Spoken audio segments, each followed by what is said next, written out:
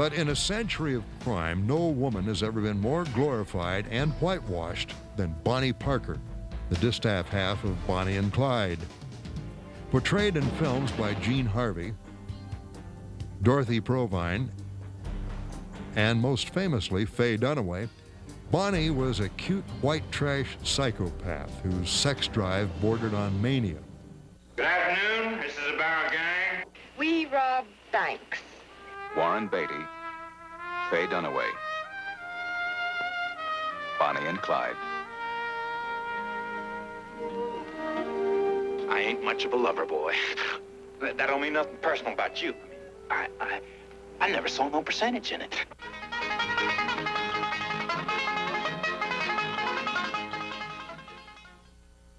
Her partner in crime was no Prince Charming or Robin Hood. From childhood onward, Clyde Barrow preferred robbing and running to honest work, emulating his older brother Buck. After a string of petty robberies, rarely netting him more than $50 apiece, Clyde ended up behind bars. Bonnie Parker was 97 pounds, 19 years old, and married to a man serving 99 years for murder. Killing time working as a waitress, she thought Clyde was going places. He was, to jail for a burglary in Waco, where he stupidly left his fingerprints. Bonnie smuggled a gun into him and he escaped, only to get caught again and thrown into brutal Eastham prison in Texas, where he picked up the naughty habit of sodomy.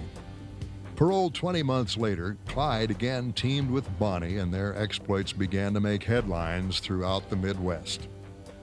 To the thousands hit by the Depression, newspaper and radio reports of the daring hold-up pair and their wild car chases were wish fulfillment. But their biggest bank haul was a mere $1,500. Usually they'd end up with less than $100, murdering to get it. In a robbery spree lasting from February 1932 to May 1934, they shot and killed at least 13 people, kidnapping and assaulting others, usually storekeepers or police. As a gag, fun-loving Bonnie flagged down a cop to ask directions, then blew his head off with a shotgun. They knocked over at least 2 armories, and Clyde took loving care of his stolen weapons, giving nicknames to each one. Barrow's gun collection seemed like phallic symbolism run wild. With the law after them in several states, they also amassed a convenient collection of stolen license plates to throw off pursuers. They were both narcissists, posing for photos, spoofing their image. Papers ran the photos and poetry that Bonnie had written, which supported their public image as star-crossed young lovers. After kidnapping a police chief, Bonnie told her hostage, "Tell the public I don't really smoke cigars. That's the bunk." Less than an hour after this photo was taken by Buck Barrow, a posse burst through the trees. Buck was mortally wounded and his wife Blanche was captured. Bonnie and Clyde got away.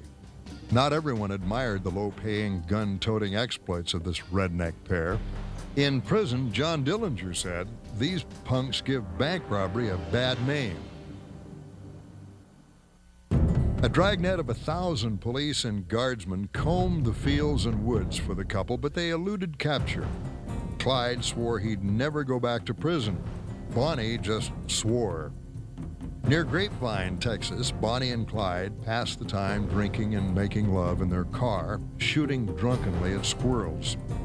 2 passing motorcycle policemen, E.G. Wheeler and H.D. Murphy, investigated the disturbance.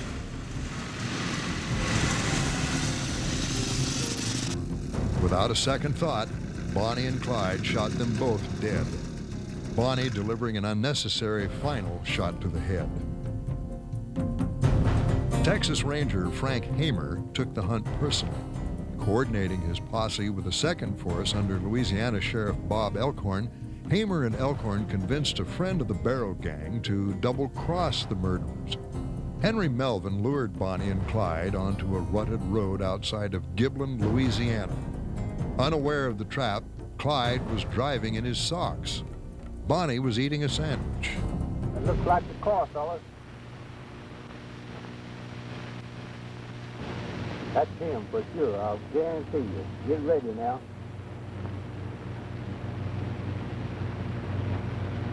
That's him, fellas. If he reaches for it, let him have it. Look out!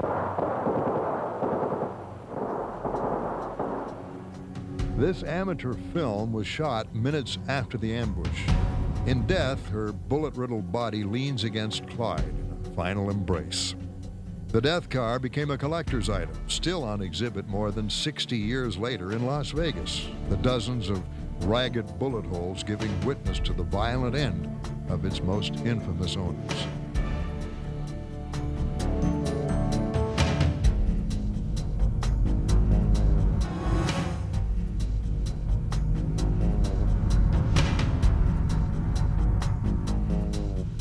On that day in 1934, it had been a rolling arsenal, hiding 2 sawed-off shotguns, 2 machine rifles, 10 automatic pistols, and 1,500 rounds of ammunition. Bonnie's makeup kit laid nearby. Barrow's body was pierced by 54 bullets, his hand severed at the wrist. Most of the 187 bullets went right through the driver's door and Barrow into Bonnie Parker, who was caught in the crossfire. Bonnie had just gotten herself a permanent and a manicure.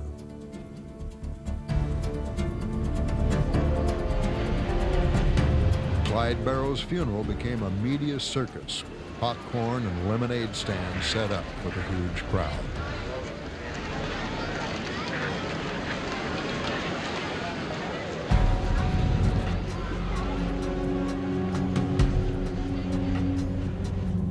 By comparison, Bonnie's funeral was intimate. Only 150 friends and family, including Clyde Barrow's parents. Also in attendance was Bonnie's sister, on special leave from prison and flanked by a prison matron and 2 deputies. Years later, after her own release from prison for unrelated crimes, elderly Billie Mae Parker read a poem written by her notorious sister, which showed that Bonnie foresaw her own bloody end. Someday they will go down together, and they will bury them side by side. To a few it means grief, to the law it's relief, but it's death to Bonnie and Clyde.